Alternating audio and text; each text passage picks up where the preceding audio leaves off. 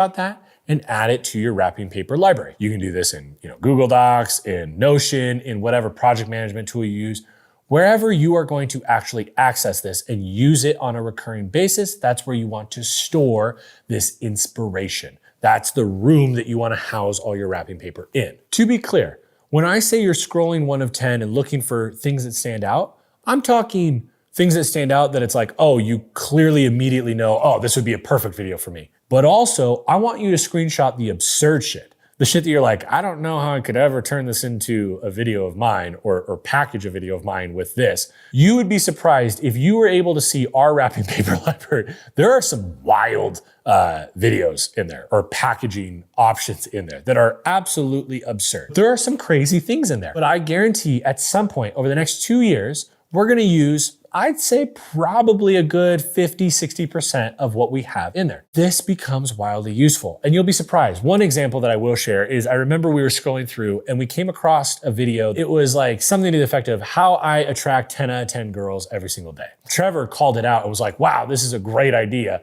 No, I'm just kidding.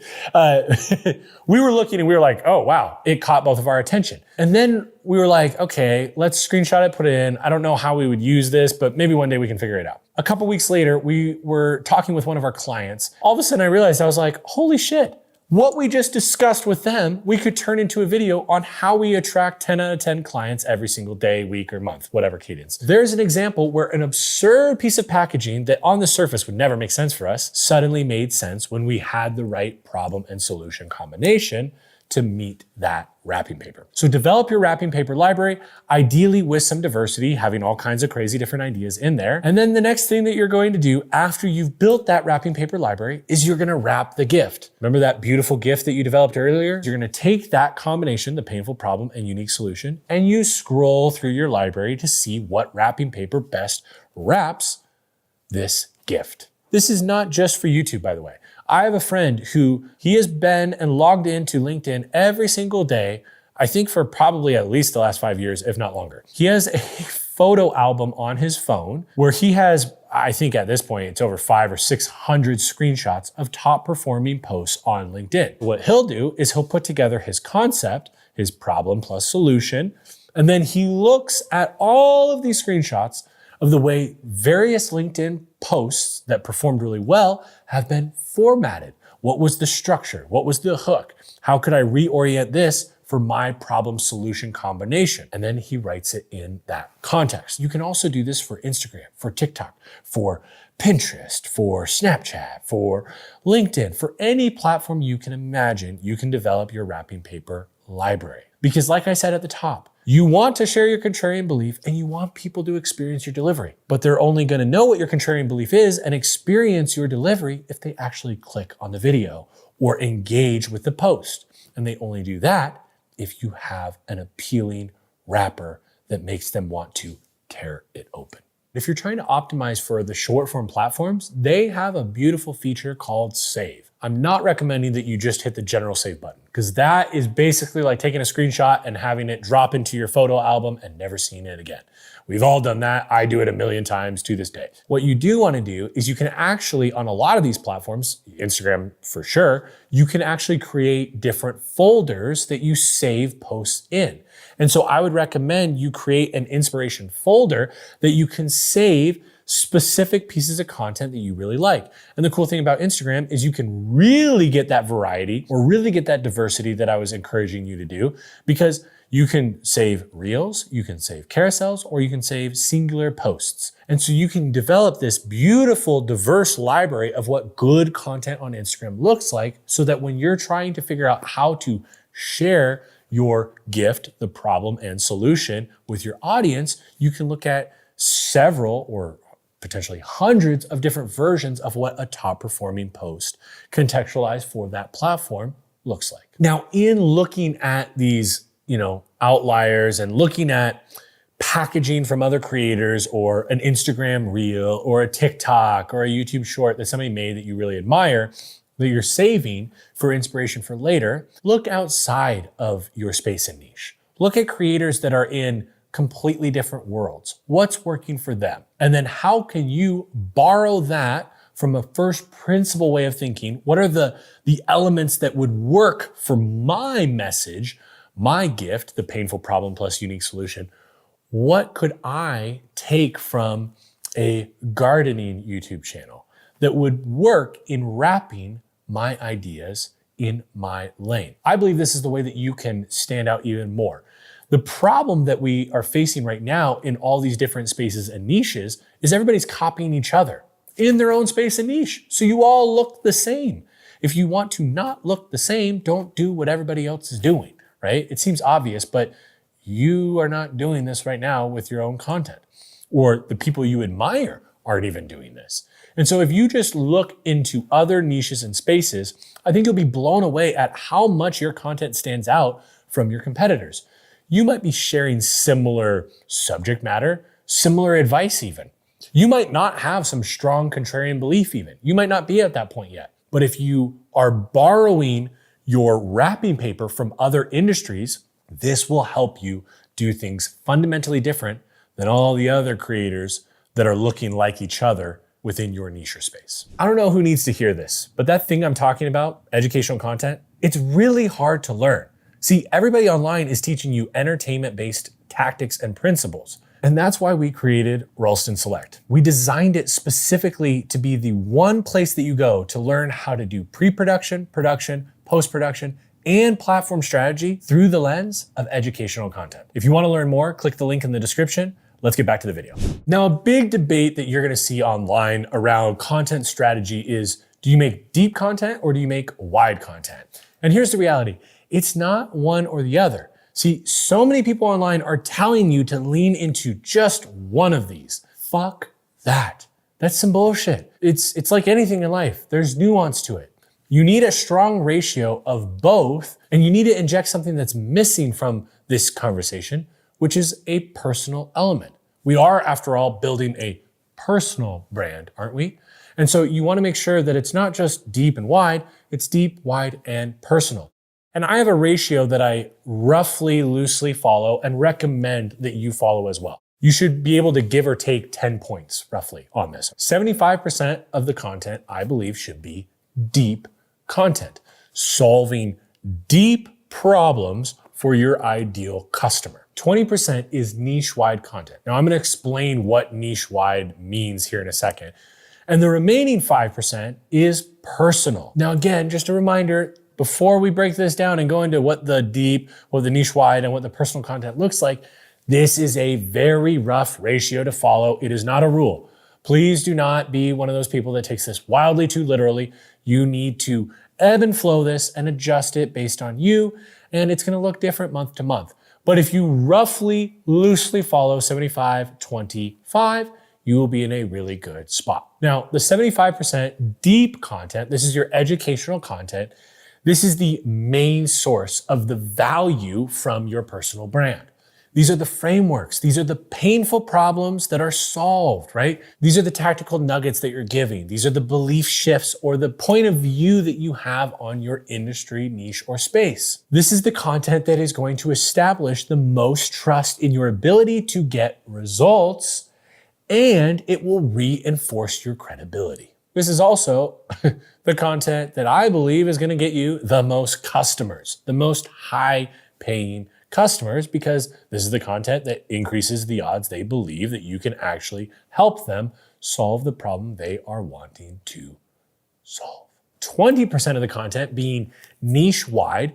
This is what I like to think of as broad within your niche. These are the subtopics that serve your ideal customer still, but they also serve a broader base of viewers. An example of what niche-wide content could look like: if you're making content helping business owners leverage the relationships that they already have to create new business rather than trying to go out and acquire new customers, a version of niche-wide content within this example that you could make is helping people reconnect with old friends or colleagues in general, right? Not just within the context of business. This is still useful for your ideal customer and the main audience that you are trying to build, but it also serves a broader audience and increases the odds that your content will show up to new people. But here's the key. Unlike making general, random, wide content, you're still attracting people that are interested in the general topic that you are talking about. This increases the odds that the average person that comes in will have interest in your offer. They're not just a random person that has no relation to the offer that you're actually providing, right? It's somebody that's still going to be at least adjacent to the offer that you have. And potentially through nurturing them through your content, may get to a point where they do become interested in purchasing the offer that you make available to them. Think of this like your side dishes, okay? Your niche-wide content, that's the side dish. The deep content, that 75%, that is your main dish, okay? And the niche-wide content is the sauteed spinach. It's the garlic mashed potatoes. It's your side dishes. And the other thing that you wanna definitely not miss out on is the 5% personal content, okay? Again, you are building a personal brand. I'm not saying do that influencer shit that you probably are thinking of immediately. I'm not saying make content where it's like, look at my lifestyle, look at how awesome I am. What this is sharing you, the human, in that personal brand.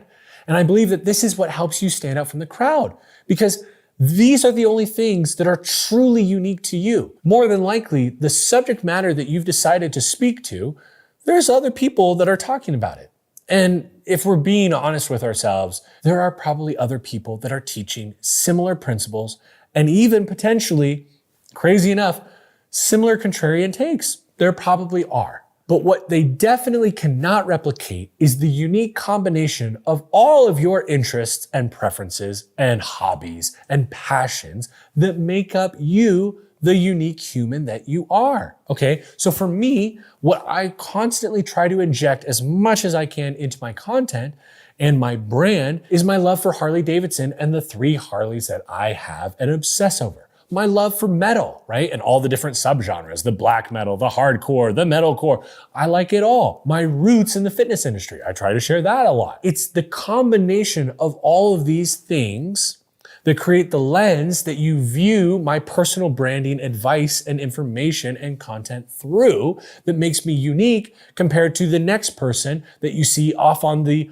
right side of your screen here that is also talking about a similar subject matter. Knowing that your deep content, the 75% is your steak, and the niche-wide content, the 20% are your side dishes, you can almost think about your personal content like it's the dessert. A quick note here is the 5% personal doesn't mean that 5% of your content should be a singular video or Substack article around your personal passion. I believe that the 5% should be sprinkled into the other content. You haven't seen me make a video in depth on my Harley Davidson Road King Special build out, right? Going into detail on that. But what you have seen, if you've watched some of my content, is you've seen that bike. You've seen one of my other bikes. I'm injecting it. I'm wearing a Harley Davidson hat right now, for God's sake. And so I'm not saying that you need to make specific content around your hobbies, passions, interests, but I do recommend you inject those into both the deep content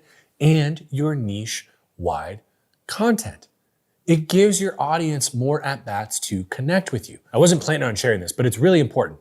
The more of the interests and individual unique things that make you unique and wildly you, the more chances to connect with you. Our relationships in our personal life, in our work life, the closer the relationship on the relationship sphere or circle, the closer they get to you, more than likely you have more than one interest in common, right?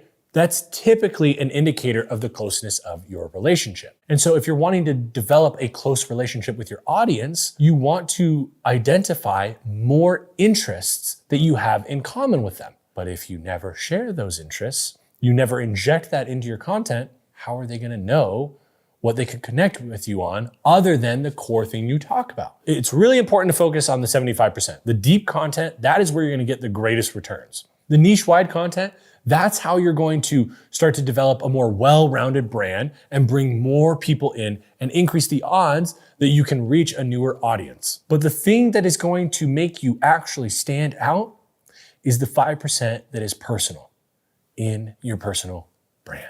Now let's talk about structuring your content, because we now know what we're going to be making, but we need to figure out how we're going to go through it in a sequential order to make it easiest for our audience to actually not only consume all the way through, but learn and take action on what we are saying. There is a ton of shit out there on content nerds talking about how to keep people watching your content.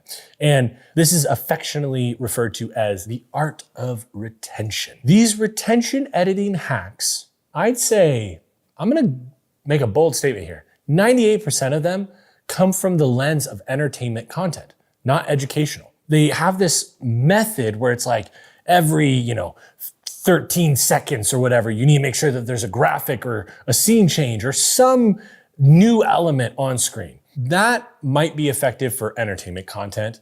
I know I hate watching it personally, but there's a lot of people that like that. I get that. But if you're truly making educational content, your actual goal is for the audience to take action on what you say. But if you're constantly having all these graphics that distract from the actual message, you're inhibiting your audience's ability to be educated, and you're actually just making entertainment content. I personally believe that within the world of educational content, the greatest retention hack in the world, without competition, is your audience learning. The way that we like to structure our intros is actually fairly different than what a lot of people talk about. You've heard a lot of people talk about proof, promise, plan. And I think that is an incredible framework. We have created our own framework for how we structure our intros to our videos, and it's called the 4 C's framework. I like the letter C, what can I say? The 4 C's are call out, credibility, compass, and the fourth one, which I've not really heard anyone mention, which is core learning. If we believe the greatest retention hack in educational content is the audience learning, then why would we not try to get to the first learning as quick as possible in the video? And so we have now wrapped this into how we conduct our intro. Now, real quick, the 4 C's applies to your wrapping and your intro. We have a call out first. The call out can be in your intro, but the call out can also be addressed in your packaging, in the wrapping of your video, AKA on YouTube, your title and thumbnail. You might not need to do a call out in the actual script of your intro because your title and thumbnail already take care of that. The call out basically is addressing who the fuck is this video for? The credibility, as we've talked about, is why would somebody listen to you on this specific subject matter? Sure, you might be successful in general, but are you successful within this subject matter that we're addressing in this piece of content? The compass, give them the overview of how we're going to get from the problem they are currently facing to the solution that they are seeking. What is the roadmap or the compass that is going to guide us along this journey? You're previewing what you're going to hit in the video. And I believe the most important one, the core learning, you want to start off the video as quick as possible, getting to a valuable, useful nugget. Now, I'm not saying you want to create or take the most important, biggest learning that you're going to share in the video and share it up front. That I'm not saying is the best thing. But you have this thing that a lot of people have been preaching for years now, which is bury the value. It's like put the value in the learning deeper in the video so that people stay longer to get it.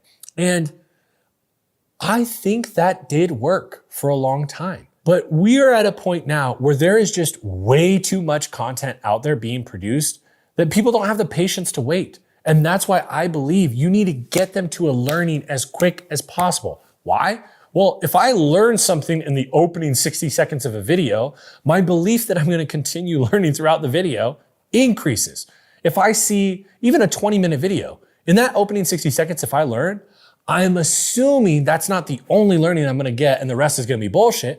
I'm assuming I'm going to continue learning. That's an assumption that I'm making based on previous behaviors in other pieces of content that I've consumed. So you need to optimize your introduction in your content, whether it's video or written. A lot of people talk about time to value. You want to deliver value as quick as possible for the person that's paying for your service. Well, think of it the same way with your video. You want to give them value and usefulness as quick as possible. People's attention spans, it's not even their attention span actually, it's their level of patience. They're less willing to wait for value from you because they know there's another creator that they could get it from quicker. Now, from your intro, you then have the rest of the structure of your content. I could probably make an entire course just on this alone. Definitely could talk at least for an hour or two just on how you structure your video. But for the sake of time, I want to give you something valuable that will be a great starting point for you that you can begin to adapt and evolve for yourself. And I recommend that you follow loosely a structure like this. You have your introduction, then you give context on what you're about to speak to. You share a principle, a story about that principle, the tactic or the action that your audience needs to take, and then an example of what it looks like to either do that correctly or incorrectly, or both if you are feeling crazy. And then after that, you link to the next video. It's that simple. You can get wildly robust and complex. I have an entire YouTube course framework that I share with people in Ralston Select that is like absolutely insane and very deep and robust. It's many pages long, but this will give you a very, very good starting point to get you rolling on creating this content. Rather than you sitting there looking at a blank page being like, what the hell do I do? How do I craft this? Use this framework to help you get started on making your YouTube content. Now I'd like to talk about how to go about repurposing your content. And most business owners, when they hear repurposing, they think that that means just reposting the same clip everywhere. And that's one part of it, I guess. That's a version of repurposing for sure, but that's not the waterfall method. The waterfall method is about taking one really good moment from your pillar piece of content and getting as much as possible out of it. This looks like one long form piece of content leading to many platform native pieces of content, potentially many off of one specific moment. This is not copy and paste. This is not post the same short everywhere, even though that's what we are currently doing right now. We're working on getting towards this point. This is platform native repackaging. Maybe you've heard me actually say in podcasts, which is you want to take your long form, mine it for moments, repackage those moments in the way that the platform prefers. So now I want to walk you through how we actually use the waterfall method in our content.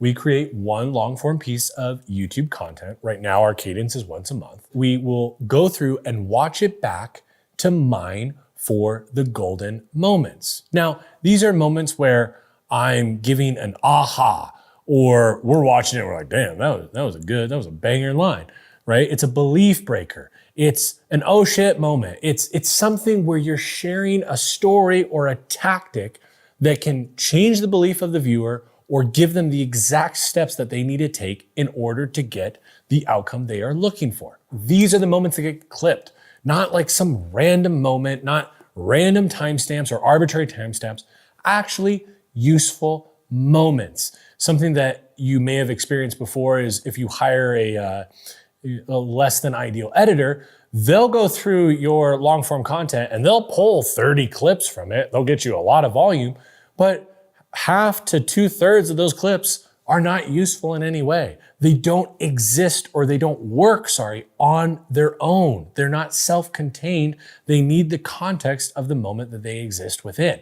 And so what you're looking for is self-contained clips and moments that don't need the context of the surrounding conversation in order to make sense. And then number 3, what you're going to do is you're going to take those moments, those mind moments that you have, and you're going to turn them into platform native content. That's what we are trying to do more and more. Sometimes what we'll do is we will, due to bandwidth, we'll clip a moment and then we'll post that clip to all the different platforms. Sometimes what we'll do is we'll identify, damn, this was a really good moment from a podcast, for example, where I go back and forth with the host.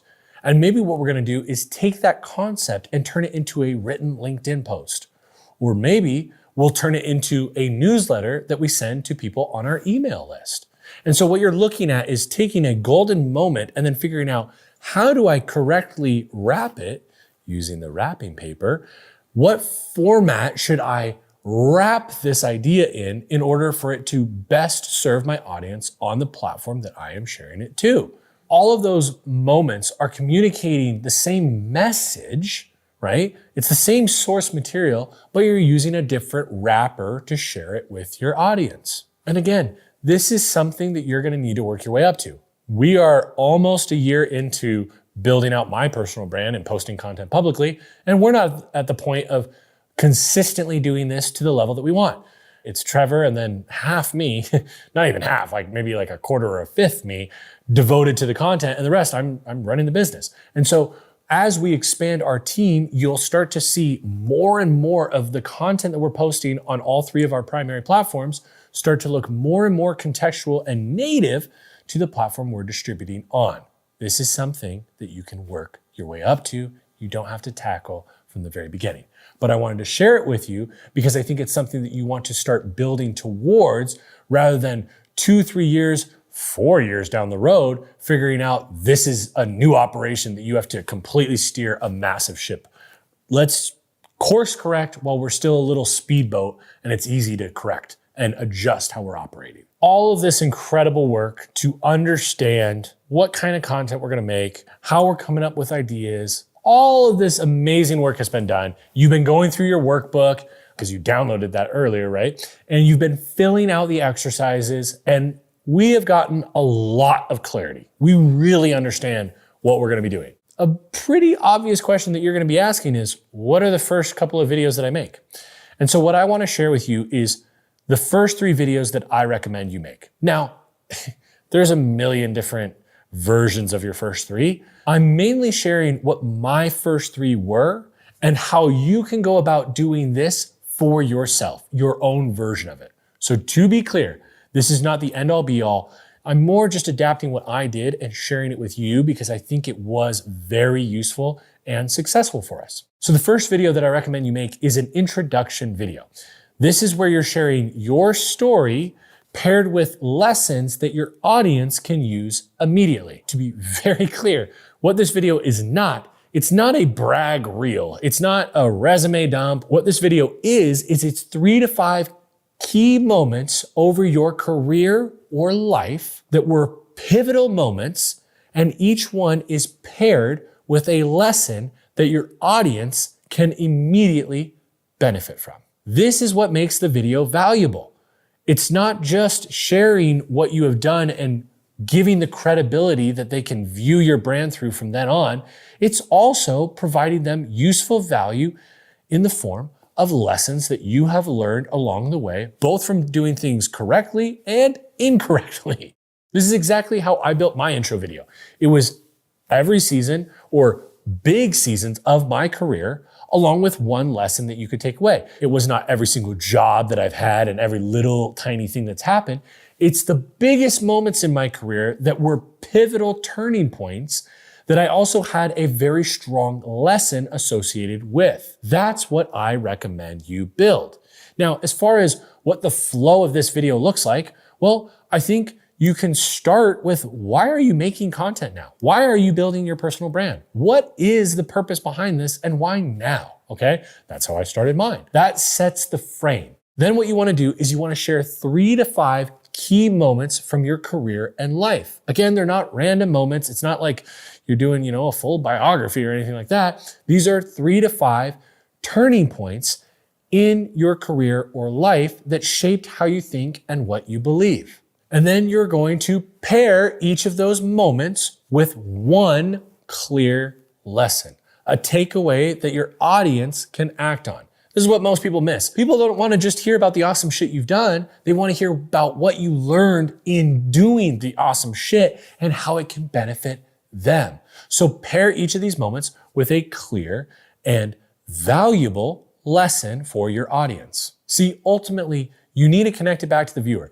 The video is about you, but it is for your audience. So each lesson needs to speak to their pain, their goals, the stage that they are at, the confusion that they are experiencing, and the clarity that they are looking for. Finally, you need to close with what they can expect from you going forward. What I try to do is share what I am trying to embark on, which is this crazy wild journey of building my personal brand. And you want to set the stage for the kind of content that they can expect, who it is for, what you do to help, and maybe potentially you can start to inject a contrarian belief into this introduction video so that people can start to know what you stand for. This is kind of setting the trajectory or the frame for the relationship that you're going to have with your audience in future content. Now, video number 2 is a positioning deep dive. This is where you teach the subject that you want to be known for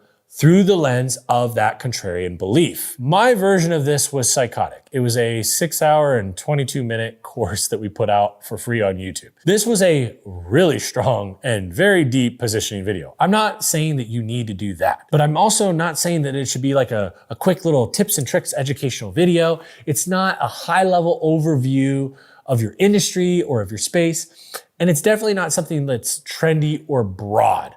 None of the shallow end shit. We want to go into the deep end of the pool here. And so what this video is it should be a very deep, useful breakdown of the core subject that you want to be known for. Mine was how to build a personal brand. That's what I want to be known for. And so my positioning deep video was that. And it needs to be taught through the lens of your contrarian belief. This video, what it communicates to your audience is, here's how I see this space differently and why it matters to you, and then how you can utilize how I view it differently to benefit you in accomplishing the outcome you desire. That is the entire point. That is what my 6.5-hour course was. Now, again, it does not need to be that long. Just make sure that you make it wildly useful. It can be 30 minutes, it can be 45, 60, 2 hours, whatever duration you want. I will say, I would recommend making it at least 25 minutes. And once you start creeping into this like 10 to 15 minute masterclass world, it just becomes almost laughable. Like, it's not truly that in depth. A 10 to 15 minute video is not going to do what we are trying to accomplish with this deep positioning video. Now, the flow that you can take in this video is, one, I recommend start, or at least in the opening, section, start with your contrarian belief. Get this out of the way, get this communicated to your audience so they view the rest of the video through that lens. The next thing is you should probably define the subject that you want to be known for. In my course, I very quickly define what branding and brand is because that's something that I really want to be known for. It's also a wildly different definition of those two terms than the majority of what the industry says. What this does is it creates instant clarity for your audience. Then what you want to do is you want to teach the core belief through a few key breakthroughs, okay? Not 20 surface level points, just 3 to 5 big, useful mindset shifting ideas. Looking at my course, it's 6.5 hours, but there's 4 core subjects that I speak to: brand, content, team, and monetization. I suggest 3 to 5 big things that you tackle within the core subject matter that you're addressing. A prompt that may help you is, what are the few ideas that if I would have gotten them earlier in my life, earlier in my career, would have changed everything for me? Once you have figured out what those are, teach those. That's what's going to make everything easier for your audience to get to the desired outcome where you're currently at faster than you ever did. And then you need to make it easier for the viewer to take action. Again, this is where trust happens. If you make it easier for them to take action on what you say and they get the outcome they want, if you do that consistently, they're going to start to associate you with them achieving their desired outcomes. What a beautiful brand to build. And then you want to close by setting your point of view as their new lens. This needs to change their belief, okay? You want them moving forward after this video to view everything that they do through this new lens. You are building the foundation for all the future videos that come.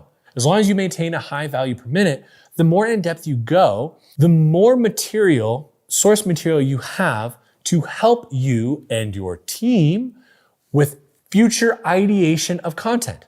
One of the big reasons why I did a 6.5-hour course as my second fucking video ever on YouTube within building this personal brand was so that Trevor would have a lot of source material to help him ideate on future content ideas. And then the third video that I recommend you make is an experimental video. This needs to be completely an experiment, trying something wildly different to discover what you enjoy making and what your audience enjoys viewing. The purpose of this video is a creative experiment. You are trying something wildly different as far as the style, the format, and the approach that you take. Even potentially the way that you show up in your delivery might be a little bit different. This exists to help you answer two extremely important questions. What do I enjoy making, and what does my audience want more of? See, if you're gonna stick with this whole making content thing, you're gonna be doing it for years, you should probably enjoy the formats that you make. Why not try to find multiple formats that you actually enjoy making? So the flow of your experiment video could be as follows.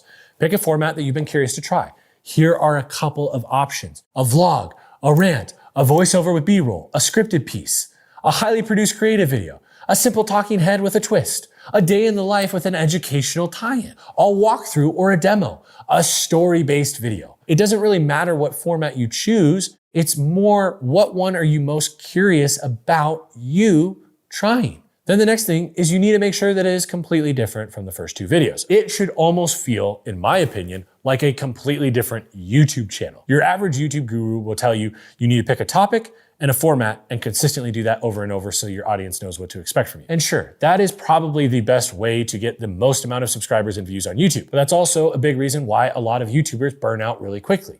And so what we're building here, like we've talked about, is a sustainable system that you can actually stick with. The next thing that you're gonna do is you need to anchor it to one useful idea. So my experimental video that I did, the third video that we put out on YouTube, it's called "If You Struggle with Making Content, Please Watch This."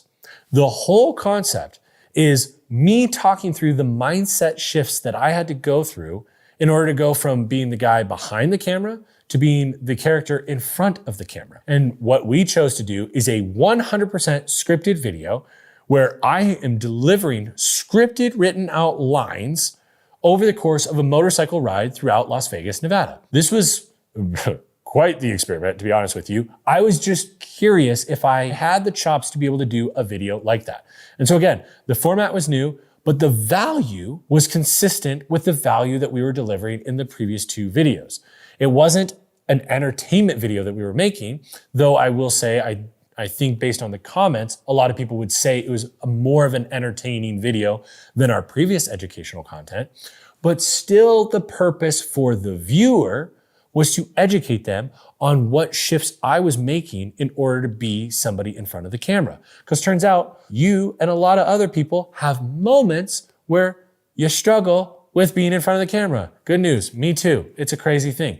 And so that's how I conducted that experiment. What you want to do next is after you're done making the video, take note of how it felt making it. Did you enjoy it? Like a big thing for Trevor and I was during the course of filming that video, there was a couple of, stressful moments or whatever. We're in public in a gas station trying to film a scene and not piss off the gas station attendee and the customers that are in there. But the amount of times that we would both turn to each other and be like, man, this is so much fun. We're having a blast, right? We did another video like this, like the first experimental video in London.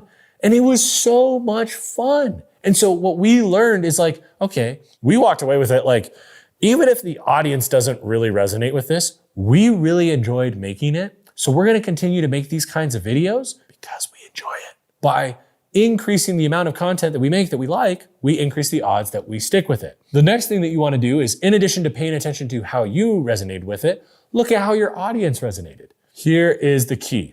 What you just heard me say is, even if the audience didn't fuck with it, we would continue to do it. And now I'm saying pay attention to how the audience responds. Seems contradictory, right? No. Here's the reality. If the audience wouldn't have responded well, if you didn't care about that video and didn't show interest in it, but we really liked it, we would still continue to do it just at a very low frequency. Just enough to make sure that we are enjoying making content, but not so much that we, bore the audience. However, what ended up happening is you and a lot of other people that were watching it were like, hey, we'd like to see more videos like this. So now we know that we like making it and the audience likes watching it. So we're gonna do more of those videos. So within, I think it was 7 months later, we released another video in that style. And probably 6 months later from that, we'll probably release another one in a similar style. Because again, we enjoy it and so does the audience.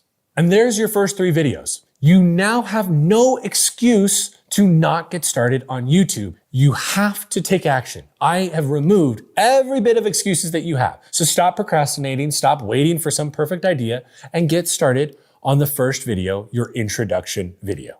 Now that you know how to make content and what content you're gonna make, I think it would be really cool if Trevor and I, my content director, walked you through together how we approached building my personal brand in the first year. In 2025, I decided to start building my personal brand. Up until that point, I had always been the character behind the camera, not in front of it. And in the first year of building this personal brand, we grew the audience to over 265,000 people. More impressively, I would say, is the 44,000 people that we were able to get on our email list. Now, a lot of people share these cool aspirational numbers, but what a lot of people don't do is they do not introduce you to the characters who are behind the scenes helping make this actually happen. And so what I wanted to do in this special video, this special episode, my first podcast ever on my channel, is introduce 2 characters that have been helping make this happen. First, someone you've heard me reference quite a bit, my content director, Trevor Odom. And also my dog, Bugsy. He's going to be hopping in and out probably throughout this, maybe even chiming in with his opinions on how to build your personal brand. But what we wanted to do is go month by month. And so we want to start at the very beginning, which is January. And the thing that I want to start with, which was really funny for me, is I've been doing this is like 17 years now. But I remember I turned to Trevor the first week and I was like, dude, I know exactly what I would say to any client, anybody that we work with, anybody who asks me how to start their personal brand. But for some reason with my own, and I'm sure a lot of people can relate to this, I felt too close to it and I didn't know what to do. And I wasn't exactly sure where to start. Do we shoot photos? So kind of walk me through and remind me really, like, where did we start with all of this? Basically, my first few tasks was like, okay, we have a limited amount of content of you already out there. Yeah, very limited. I think it was 3 podcasts that you had done? Including one that was like 7 or 8 years old from when I was on Team Gary. I remember it was like in the conference room, I think, or something at Vayner. Yeah. I remember, basically I took all of that content. In the first few days, I built an AI database of just content. Cause like having worked with you for 5 years, I know what you talk about. But at the same time, you starting your own personal brand, I had no idea all of the breadth of the talking points. Like I knew you're going to hit heavy on personal brand. You're going to go deep into content, but what are those points and what are those main pillars that you're going to stick to? Like, I think you had the brand journey framework. You had the brand journey framework. I don't even know if that's what it was called back then. Yeah. But so all of these things I'm kind of learning for the first time after, I've been working with several other creators to now transition completely to somebody who's starting new. I'd never actually started a personal brand before. I have been on a team that's been pumping hundreds of pieces of content out a week, but I've never actually started one. My first few pieces of priority were I needed to build an AI database of all of your content, transcribe all the content that you had out there, a speaking gig, like everything that you had done, which was only a handful of pieces. A couple like voice memos and stuff like that I had recorded on walks to try and give you a little bit of ammo and stuff like that, but not a lot. So we did that. That gave me some ideation points of like, cool, he's going to talk about these select few things. And this is what we can start making our short form content on. This is what we can start building long form content off of. And then from there, I developed kind of like systems to stay organized and basically keep us on track. Like, it's funny because we come from teams that are much bigger. Massive. And so it kind of sounds silly that we're like, we're gonna build our project management board for all of our content that doesn't actually exist yet. And we're going to organize our Google Drive a certain way and have a file structure, like a file naming convention and everything. But like in the back of our heads, I remember we were talking about this. It was like, we're going to want to stay organized. This might not be us forever. And it's going to be helpful for when shit actually does start happening. So another thing that I started doing was I set up our Google Drive. I think we purchased a few different pieces of equipment. Like one FX3 and Yeah, this main A cam here, that's what we had bought. an FX3 and I think a lens, a tripod, and like a light.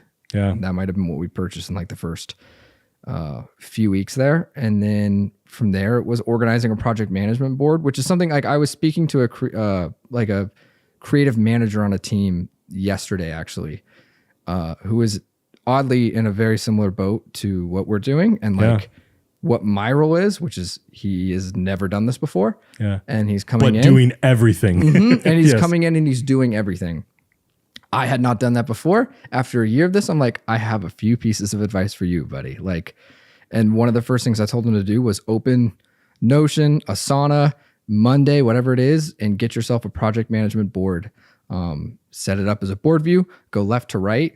You put your content in there, all your raw footage that you film. You can have Google Drive links, whatever, and you move it left to right of like, this content is for review. This content is ready for review. This content is already reviewed and approved, ready to be captioned and posted. You have a calendar view of all of your content, so that like, this is something that a lot of teams we work with don't have like in place when they come to us.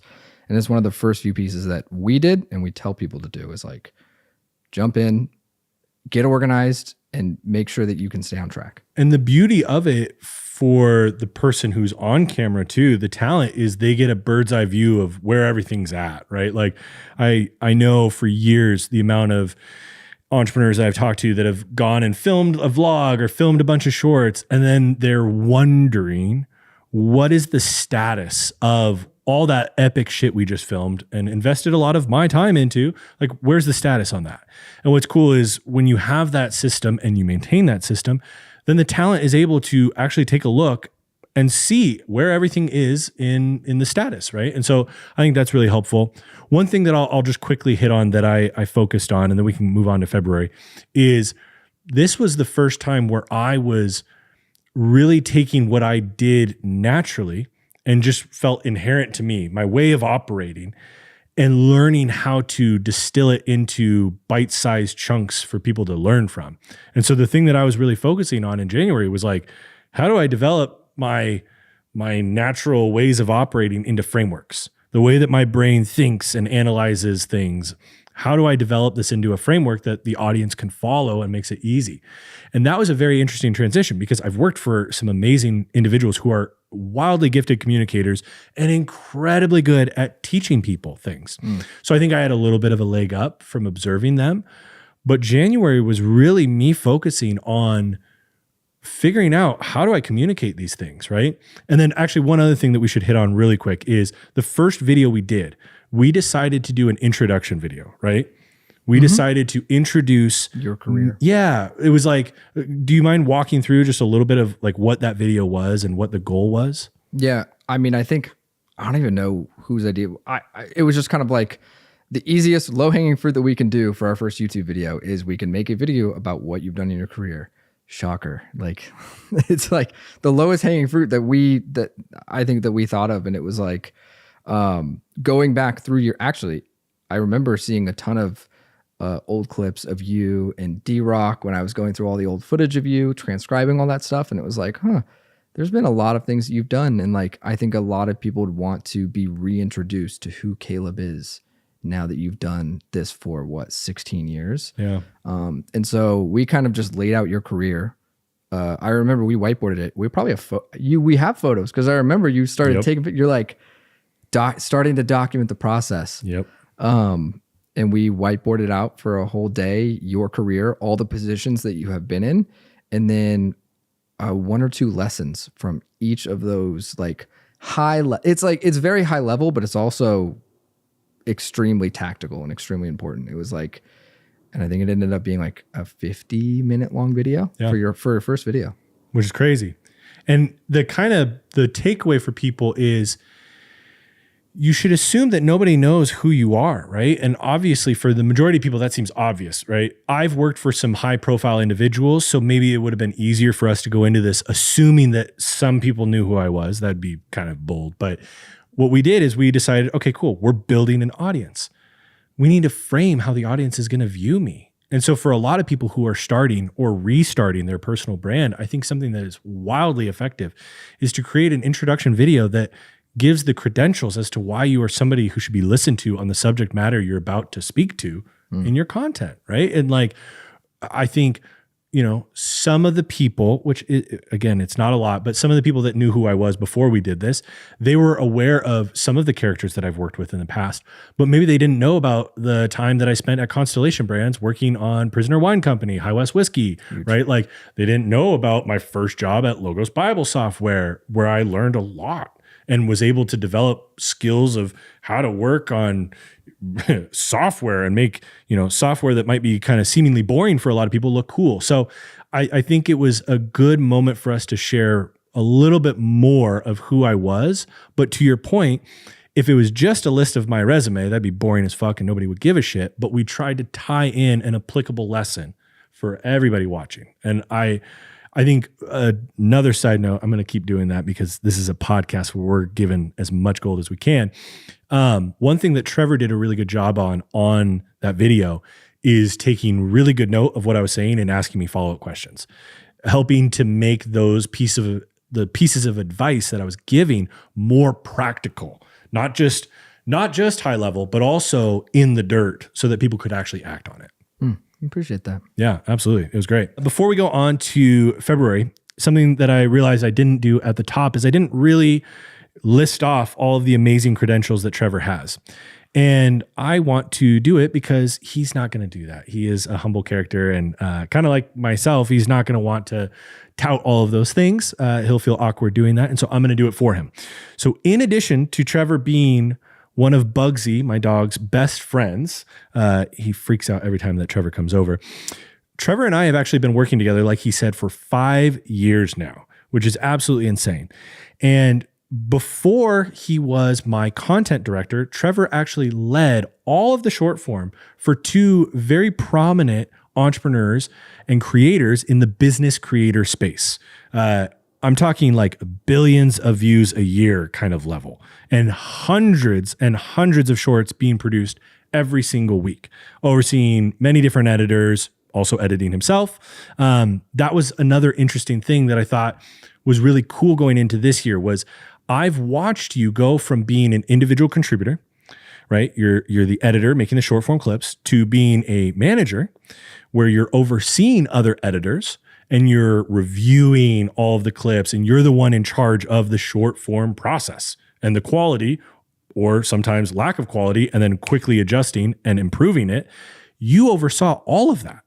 And then now you're going into this role where you are a director. And in the beginning, it was director of nobody, but very quickly for our second project, we hired somebody on to help with the motion graphics. And now we just recently brought on a contract editor that we absolutely love that you're overseeing. We've worked with a couple other freelancers on other various projects. And so this is now a time where you're not just focusing on short form, but actually, oddly enough, Trevor was most experienced on short form. And what did we not do for the first year? Shorts. We focused on YouTube. And so I think that brings us perfectly to February, which is when we shipped the first YouTube video that we talked about, that intro. We don't need to talk about that. Let's talk about the course. Like, not only my second video that we're doing on YouTube, this is your second video that you're filming, leading, and editing for YouTube. Like, let's talk through, like, take it from the beginning here. What was the process for making? And real quick for context, if you're not familiar with it, no reason that you should be, we produced a 6.5 hour free course on YouTube called How to Build Your Personal Brand. It's absurd. I think it's really, really high value. It's long as fuck, but I think a lot of people have gotten an insane amount of value. It's at, I don't remember, it's somewhere over 750,000 views at this point. It's insane. Nobody is more surprised than me. But yeah, Trevor, let's walk through kind of that process. That seemed to be like the biggest focus in February. I mean, as our second video. Well, I kind of reverting back just a little bit, like we filmed our first video end of January. I remember we booked like it was a decent like Airbnb. Yeah. It was just like a small setup. We used a Sony and a Canon, and we just started. We used what we had available. And then essentially I remember this because you've actually had this idea for a while. You've told me that eyeing this idea of how to build a brand or a personal brand for a very long time in past roles too. Yeah. But during that film session, I remember we were probably mid film session and you turned to me in the kitchen and you were like, wouldn't it be crazy if we did like some mega like free course that we released on YouTube as like super soon? And I was like, interesting. Yeah. Like that would be kind of cool. And I think funny enough, I brushed it off at that moment, but I think you immediately went back after that film session and started writing it, right? 2 days later, that was on a Thursday that we filmed that video. Mm-hmm. And that Saturday I woke up and felt like a fire under me and felt like I felt compelled to put all of this, to paper. It was a very quick, like, let's set a deadline for this, when this is going to go live. Let's book a space for this. I think it all happened within a matter of a couple weeks where you went from this would be a funny thing that we should do, like this would be helpful for us and people would get a lot of value from it, to I think a couple weeks later we're booking the space. I'm looking at spaces in LA to film. It's like I found a warehouse. Yeah, talk about that. Like, how did you find the space? I wanted to do this for our first video because I remember I saw like screenshots of like Harleys in the background of this warehouse, and I was like, we can put your bike in the back and we can like... That was the main motivating factor, just to be very clear, is the fact that we could put the Harley in the set. That was the selling point. But no, it looked like they don't shoot. I remember the studio manager, whatever, was like, we have never had anybody like shoot audio in here. There's like, it's a place where basically rappers in LA go and film all their music videos. What's the rapper? Kevin Gates and YG were in there 2 days filming a music video, separately, not together, separate music videos, days before we were there. It was insane. So then there's us. Yeah, there's like us. We show up with like a truckload of like some rented gear. We rented like half the gear. I remember because the studio manager was like, how many people? Like, is it going to be like a 20-person team that's going to come in? You guys have a truck that we're going to have to back in? And I was like, 2 people. They were like, are you sure? We charge if the party's over 5. And I was like, there's 2 of us. There's 2 people that just show up. It wasn't us trying to sneak people on set. That's for sure. But yeah, we booked that space. I had found that on, I think it was like Peerspace or something. Peerspace. Shout out Peerspace. We booked that. I picked it because there were so many different scenes that we could do 3 different scenes. I also picked it because like we liked it because it looked very different from almost every like course or anything that you've seen. Is like, again, rappers use this space and there's graffiti on these like walls, and we're like, it would be cool to set up a chair and a green backdrop and literally film our course in there because it's just so like it's super cool. But I remember you invested a lot for like. For our second video. For our second video, it was a lot to book that space for 3 days. And I don't even know if you finished writing the video until like 2 days prior. Dude, what's crazy is we were never really done because remember the night before our first day of filming, we were up until probably 2 or 3 in the morning finishing and rewriting a section basically. And then we continued to do that every evening after filming. Because what we would do is, this was our second video ever that we were doing. So we would learn from the film session. We immediately would go back to the Airbnb. I remember we would order, oh man, I can't remember what you're talking about. Yeah, I can't remember the name of the restaurant, but these awesome burritos. And we would get that. And I always made sure to have my 805 cerveza. And we would then rewrite the next section, taking into account the things that we learned, right? Like lines that maybe I had written that read really well when you would read them, but when I would go to say them out loud, it just like felt weird and stuff. And we actually, if I remember correctly, we, after the first day, rewrote the second section so that it was not as many lines, but more bullet points. Because I quickly realized I'm a terrible reader. Just for context for everybody, I don't read books. I just listen to audiobooks.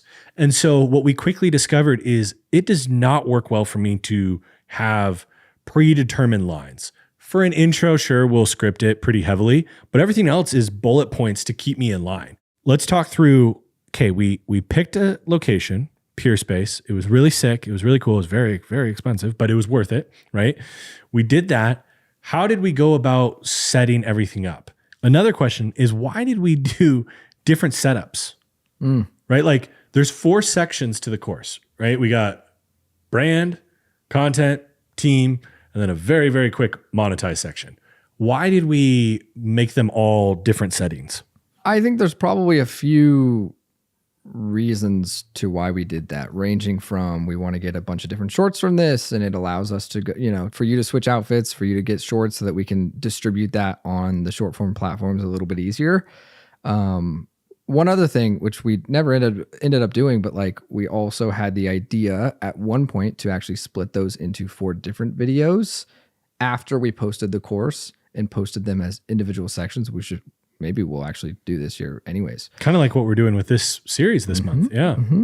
Which is when we're actually testing it now. We had the idea last year, but doing that, it's also, and this is something I think we realized after, I think for you actually like the change of environment and change of pace, I think refreshes you a little bit.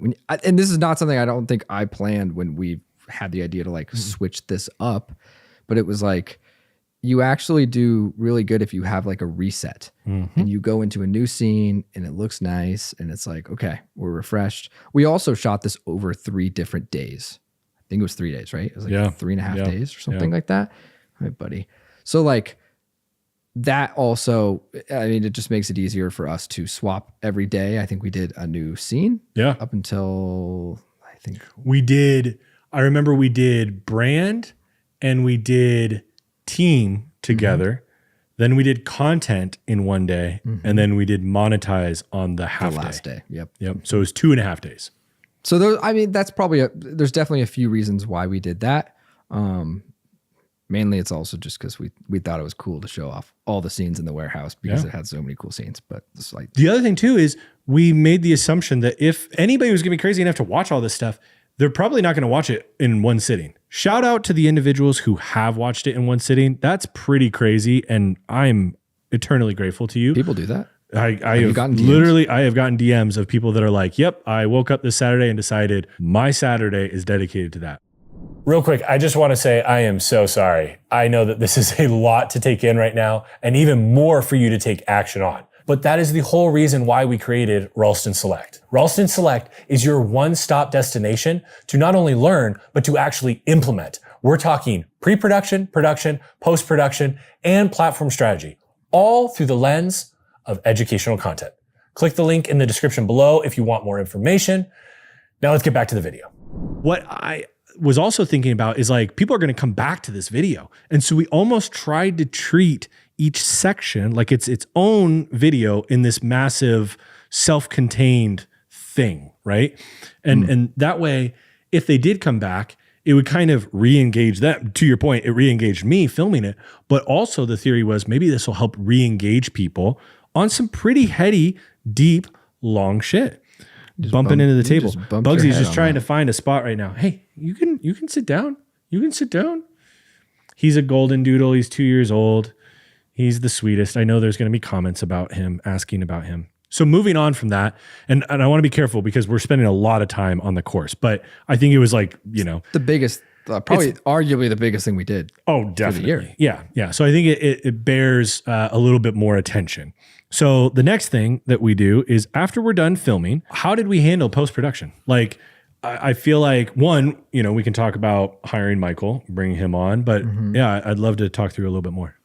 Yeah. I mean, like I said before, you and your ever-knowing wisdom knew that if we didn't set a date for this thing and actually like get it done, we were going to procrastinate the hell out of it. It's true. And it's just such a massive project. We would have spent months doing this, but from like start to finish, what did we determine? It was like a month and a half or something. Yeah. From start to finish, from idea to posted was less than 2 months. I started it on February 1st and we published it on April 4th. I mean, as soon as we got back, we went into post-production. I wanted to take a pass at the cut. We had 3 camera angles. We did a basic 3 camera setup. It was nothing fancy. The lighting was nothing fancy. Okay, Trevor, you're saying not fancy and basic, but I want to real quick interrupt you here. Most people at most do 2 cameras. It's true. And real quick, he's not going to say this because we're going into post-production, but real quick, a shout out to Trevor on the production. Trevor was managing 3 cameras, the audio, and he was running the outline. So basically we have a 55-inch TV that we put right below the camera lens, and he was scrolling through the outline because, you zoom into it and you can only get a couple of lines before, boom, we're on to the next section. So Trevor's managing audio, camera angles, making sure focus, lighting is all good, and making sure to keep up with me on the outline. But please continue on the post-production. Mr. Good. Simple. I appreciate that. Before we even shot it, we actually had a few calls with a few different motion designers. Yeah. Because one thing that we wanted to do was like, there's a lot of people who some people are very visual and like they draw on a whiteboard or something like that. I asked you, you're like, I don't draw. Suck at drawing, you guys. My handwriting is horrible. It looks terrible. Maybe one day, but not in the first year. That's for sure. And one of the things that we also noticed with a lot of these, like the whole idea for this course came from looking at the industry, looking at the niche that we're in and doing the opposite of that. Everybody does paid courses. We do a free one. Everybody does 2-hour master class courses and we do 6 hours. It could have been more. We cut it down. I think we had 14 hours of raw footage. Yeah. So like everything that you're hearing, like we just took a look at what everybody else was doing and we're like, you know what? Which would become a very staple piece for us later in our content. But the motion design basically nobody does that. Nobody has motion graphics throughout their courses. Like a lot of the times, like we wanted professional custom. I am custom. No like Mogerts or anything like that for all the editors out there. You know what a Mogert is. But we wanted custom motion graphics in our style, our green, our tan, stuff like that, our opal mist color. Yep. Love our colors. So we wanted to do that. So we had a call. We actually hired somebody before we did the project. The thing was I was going to cut it, swap the cameras, color grade it. Everything was going to be done. And then I'm going to ship it off to this motion designer. And this is all going to happen in like 4 weeks that we shot it. We shot it. Even less because you were going on a trip. Yeah. I flew to London. I had to finish it by a certain day. I think I had less than 2 weeks to cut it and actually and this is a 6.5 hour cut it. And then you and I review it. So I think it was like a 5-day edit where I'm cutting this thing down from 14 hours down to 6.5 or something like that. Making notes in the timeline, grading it, doing the audio, doing a pass on the audio. And then one of the things we wanted to do was review the whole thing together before we shipped it off so we could have a bunch of notes for this is actually a really good workflow that we do a lot of the times. First off, we almost always do an A-roll cut so that you can review it, especially when you're working with contractors and stuff like that. Oh, I was talking to somebody yesterday who was like wanting to know how this workflow. They're like, I'm giving a lot of notes and we're doing like V5, V6, V7. And I'm like, do you want to know how you can avoid that? Something that we learned early on, which was we review an A-roll cut or somebody reviews an A-roll cut. So we did that together for this one. We can jump into that in just a second, but you do the A-roll cut and then you leave a bunch of notes on frame from that A-roll cut of I'm picturing this here. I'm thinking this here. The roadmap I'm thinking can be something like this. And you can actually draw on frame so that when the contractor comes in, I had 100-something notes for Michael of motion graphic here, something here, this lower third for the workbook that we included in the course that needs to have a motion graphic that I think. So when Michael sat down to film it, I could go on a trip to London because he had all that he needed in a frame folder ready to go for him. Shout out Michael Moyes. We're going to link him in the description. He's an incredible motion graphics artist. If you want to hire him, I highly recommend him. He's fucking awesome. He killed it. And he took a bet on us. Yeah, absolutely. really early on. Yeah. Which was really cool. But we reviewed that together, and that was probably the biggest thing we did in that post-production process is we sat here in this living room actually for 14 hours or something. Yeah. We cut the intro. We actually completely changed the intro. That's right. That's a big point, actually. We had scripted an intro And I'm going to be real. I thought it was a good intro, and I still think it was. But when we were watching it back, there was a moment, the way that it starts right now is you're on one of two paths. Mm-hmm. And that was originally probably about 30 to 40 seconds into the video. Over a minute, yeah. Yeah. And we decided in post to cut that opening and go right to that. And it turns out apparently it was good because there's a lot of other individuals who are using a very similar intro, which I love. That is the best compliment that you could ever give. But it was something that was not planned. A happy accident. Yeah. Bob Ross moment, big time. Okay, so you do the edit, you pass it off to Michael. What did that look like? I imagine, and this is a moment for all of the creators, the people who are on the actual production team. Like, what were the details there? How did you hand off a 6.5 hour file? But more than that, right? Because you still have to have the source media. You have 3 angles. You have all the different cuts. Like, walk through a little bit of what that looked like. So basically, the handoff of that project was the workflow was that Michael was going to do transparent on alpha, like MOV files for all of his motion graphics so that he can actually just upload those onto a Google Drive. And then I can actually, I believe I downloaded them and placed them in, I want to say. Yeah, you did. Yeah, you were doing the placements. I think I was, yeah. You got all the lossless, or not lossless, the alpha channel files. Mm-hmm. Yep. So that was the workflow there. But like I said, he had that whole frame folder to basically go through, and he had very little questions for me. I had very little text from him when he was actually he's like, he read through it all. He's like, cool. No, I have no questions. Like, I know what I'm going to do. We gave him a lot of creative freedom on like the style. I don't know. I'm not a motion graphic. I do remember we sent him one example, and it was a really cool video with Arthur Brooks, and it was on Harvard Business Review on their YouTube channel. And there was some motion that they did on that I loved. Because I remember he was asking for a reference, and I was like, I don't know. This is our second video. Yeah. And also, like, I could tell you all of the stuff that I didn't like. Yeah. Like, what the majority of the people in the industry were doing for their motion graphics, that was like what I wanted the opposite of. Yeah. And so, man, he did an amazing job matching that.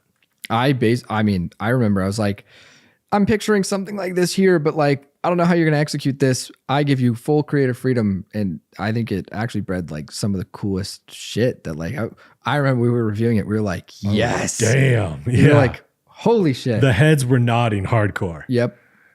But that was that workflow. I think for the footage, it was so much footage and we had so little time. I actually shipped them in SSD and like overnighted it. Yep. UPS, by the way, what the fuck?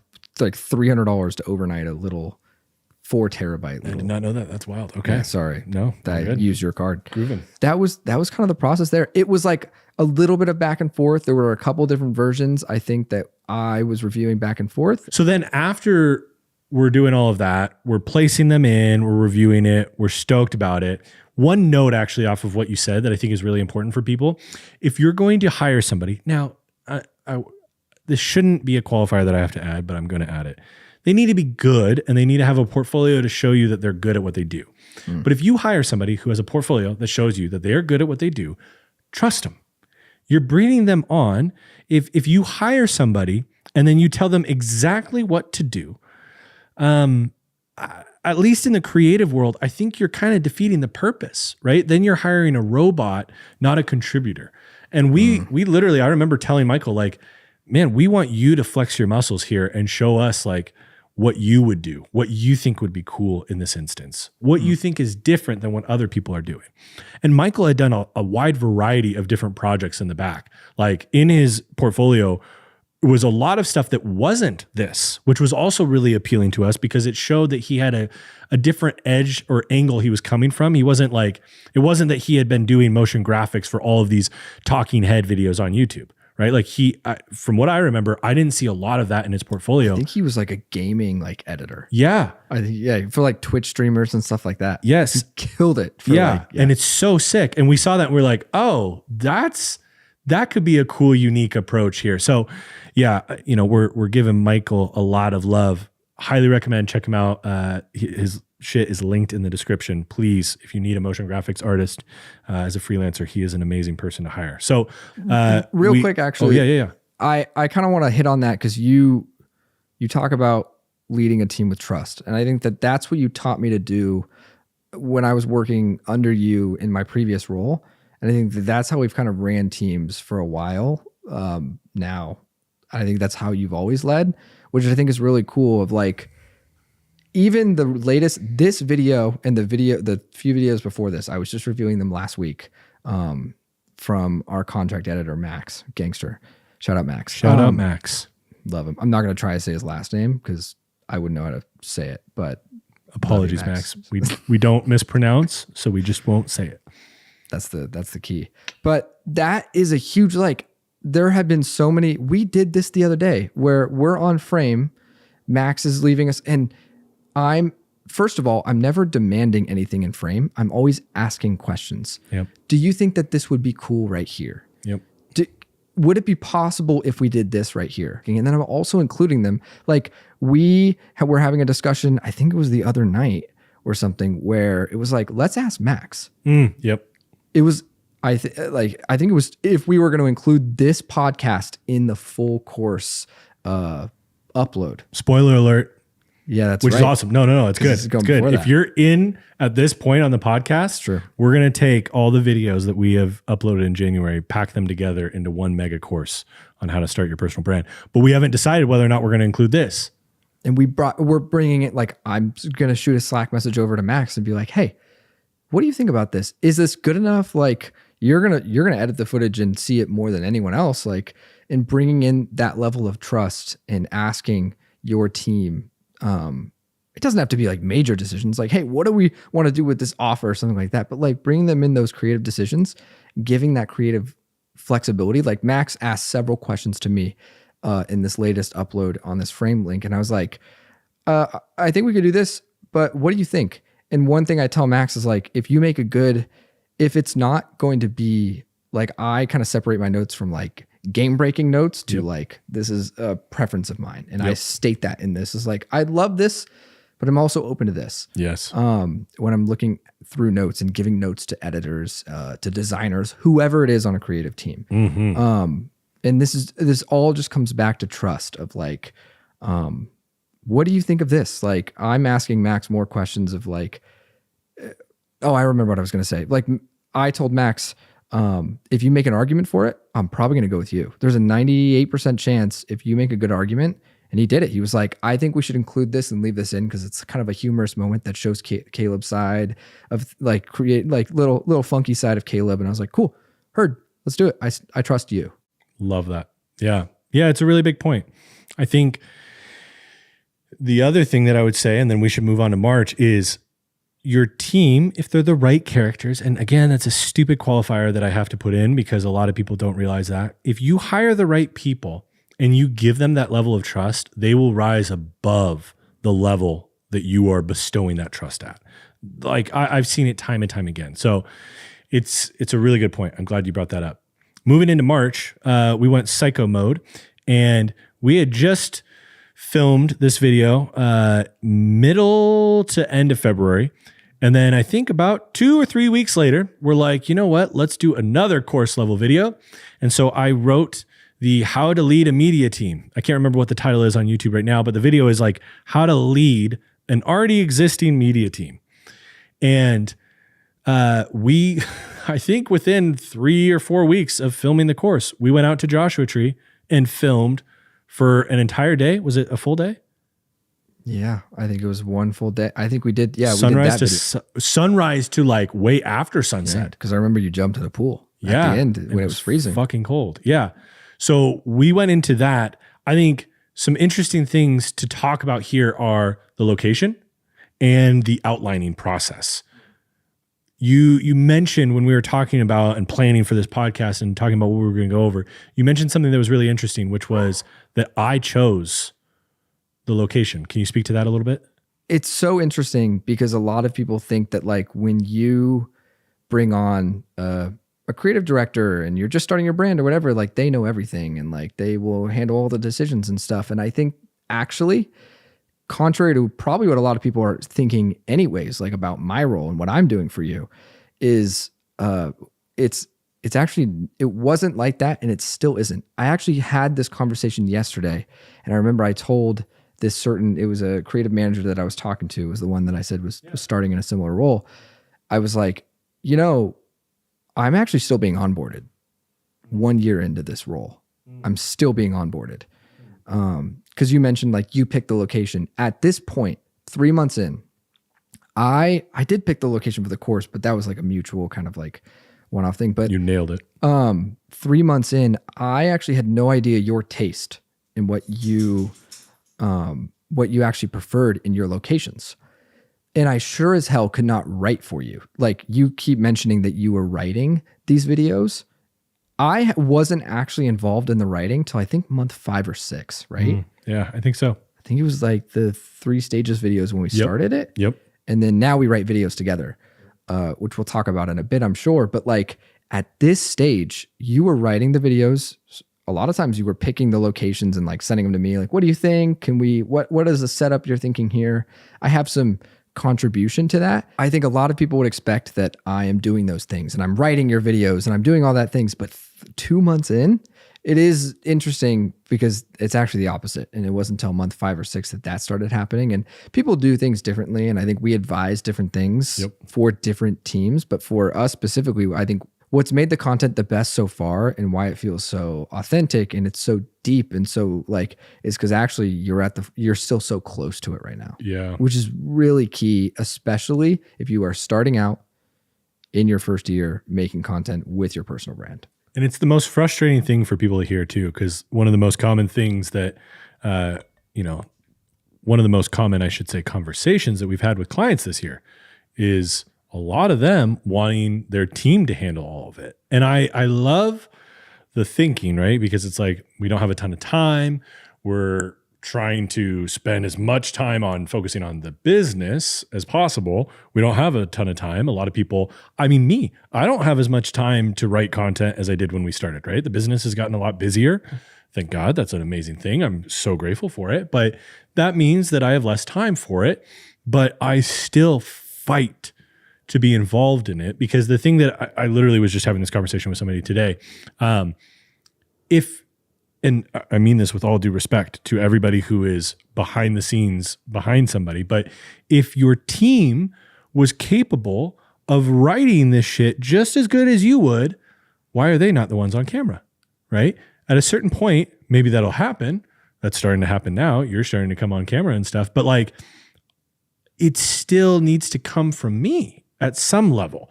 Now, what we're going to be working on, and we'll talk about this later, is like this year, we're going to start working on you getting the outlines to third base, right? And then me rounding it home.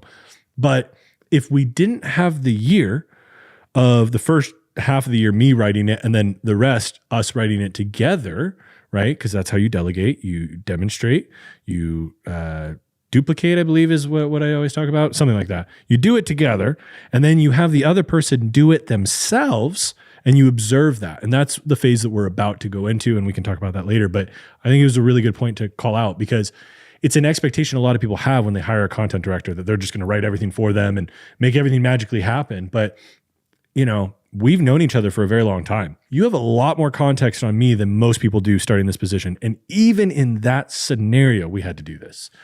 And we could have done it the opposite way, but then it wouldn't be my words and it wouldn't be me, right? It'd be an outsourced version of me. And so I think we need to calibrate, and that's what a lot of people need to do, is they need to go through that calibration phase, which is one that a lot of people want to skip, which I think is interesting. Super crucial. Yeah, I think but yeah, that was, so we went in, we shot that video. Only like a week prior having posted our first video. So we recorded almost 3 videos before ever dropping one of them, I feel. Yeah, which is crazy. And actually, we would not advise that. A big thing that we preach is you want to use posted content to inform how you make the next content. And the thing that I always talk about, which is so funny, is the last thing you want to do is batch content too much, because then you have that sunk cost fallacy of like, well, we filmed all day, we might as well post all of this. But what if you learn that what you did in the film session was completely bullshit and it ruins the rest of the videos. Well, then why would you keep posting it, right? But we worked with the reality that we had. And the reality that we had, this is the real God honest answer. I was fucking motivated and I was stoked. And we took advantage of that. Instead of spacing everything out, it was like in the matter of 2 months, we filmed three videos? No, 4 videos. We filmed that intro video, we filmed the course, we filmed the media team video, and then in April, we filmed the if you struggle with making content, watch this, which was a completely different format than the first 3 videos that we filmed. Now, we're saying this, but the video I'm describing, that if you struggle with making content, please watch this, that was the 3rd video we released. This is moving into April now. Can you kind of share why we did that and why we approached that video the way that we did? So let's tackle the order of upload, because we filmed the media team course and then we filmed this, but we uploaded them differently. Explain that. I mean, the media team course was a 2.5 hour video. It was going to need more time in post-production, especially because I was handling the post-production entirely on that video. We weren't outsourcing to a contractor or something like that. And that's something you'll kind of notice. Hi, buddy. That's something you'll kind of notice for all of our, like, we did 1 video every month of our first year, only 1 video. Which to some, I mean, when they look at the run times on those, to some it's impressive, and to others it's like 1 video only. But that is the resources that we had on a solo team. And the cadence that we felt like I could stick to. We wanted to do something that we would do the entire year. Sustainability going into the If You Struggle video, that was the biggest thing for that video is I remember when in the first few weeks, it was like, wouldn't it be cool if we started doing some crazy shit? Like we got a car mount and we did a video on my bike. You'll notice this is a theme. All of our videos come from like one of us being like, especially Caleb being like, wouldn't it be crazy if, and then we actually do it. And then we set a date and we actually do it. But the biggest part of that video was sustainability. It was, we wanted to make a video that we don't actually know if it's going to do well or not, but it's just something completely different. That video was a shot by shot, that was scripted. It was completely shot listed, 100% shot listed. And that was our first video that we actually did that. It was insane. The other thing too is I remember we were about to upload, like we were planning on doing the media team video. And then we were like, oh shit, our first video was 54 minutes. Our second video was 6.5 hours. And if we upload this next, our third one is 2 hours. We're setting the expectation that we only upload mega videos, which if you look at our channel, a good percentage, I'd say there's four mega videos now. So of the 8 videos or 10 videos that we released in 2025, I'd say 4 of them are pretty beefy, long videos. But we didn't want to set that expectation that that's all we were going to upload. I remember the other thing that we talked about was like, I wanted to see how many different styles can I do? Like, and I'm going to share this. This might sound a little egotistical, but I promise it came from a place of not knowing and there was no ego involved here. But I wanted to see like, can I show the audience that I'm capable of communicating in multiple different ways in the very beginning of me communicating to people?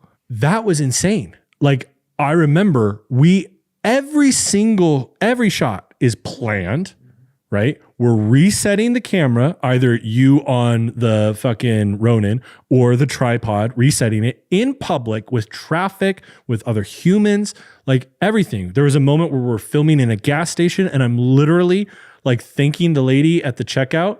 And then I turn to the camera and start talking with her right there. And I gave her a warning, but she was definitely like, what the fuck is going on? This is so weird. Because it was very weird. This wasn't in like downtown Vegas or anything. We filmed it in Vegas, but this was on the outskirts of Vegas. This was closer more to like, the mountains and Red Rock and everything like that. And so they were looking at us like, what the hell is going on? But that was an interesting one because this was the first time that we learned a lesson that we'll learn again and we'll share with you again in this. But Preparation. Yeah. We ended up shooting this video over 3 days, wanting to get it done in one. Like, we flew out, your best friend, Jordan, to drive the truck while I hung out the back and grabbed rolling shots of you on your bike. Yeah. And to be very clear for all the law enforcement individuals watching, he was secured with a seatbelt in the back. A singular strap that was like, I remember Jordan looked at it and he was like, I don't know if that is actually going to work, but do you feel safe? And I was like, yeah, I feel, yeah, we're okay. Safe enough. I remember realizing really quickly when I'm setting up these cameras, like the first time we tried it, we said we shot listed this whole thing. We had a very loose shot list. Rough idea. We had not. And then I think the lines were there, but I think the Yes. shot list, the lines that you wrote were good. The shot list was just like, probably a medium shot somewhere in this gas station. And I don't even know if we picked the gas station. No, we just like saw it. We just were driving and found the coolest looking one on our route. And we got to, the sun was starting to go down and we had our rolling shots and I think that was it. We barely had any. I remember there was a moment where we were trying to figure out the next shot quickly and we realized this is not a good idea. We should just lean in fully to rolling shots. Mm-hmm.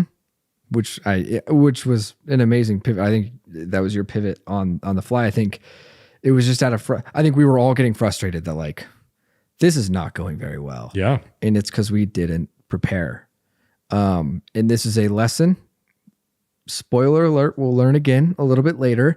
But like pouring dozens of hours into a video that's 10 minutes long is essential. Like for this video, we then went back to the drawing board and I think Jordan had to fly home. We had to do it on a separate day. And I think we recorded 2 other days. But we went back and we spent a handful of hours shot listing this, every shot by shot. This is going to be here. We are going on Google Maps and we're doing satellite images and like, this is the gas station that we want. And I'm thinking that this is the setup and this is the shot. We know where we're shooting, exactly where we're shooting it. And we took a whole nother day. We went back out and shot at a bunch of different places. We had already gotten the rolling shots, the shots of me looking at the camera and talking while I'm riding with my helmet on, which by the way, those are actually moments where I am literally saying the line. We re-recorded it in post for most of them because the audio was a little tough with my 2021 Harley Davidson Road King special, as loud and as aggressive as it is. We had to re-record them. But like a lot of those lines I'm saying and looking at the camera as we're riding. But anyways, now we're going to film the talking shit. So we go out and we're going to all these locations and doing this. We're filming in public. Like you said, we went to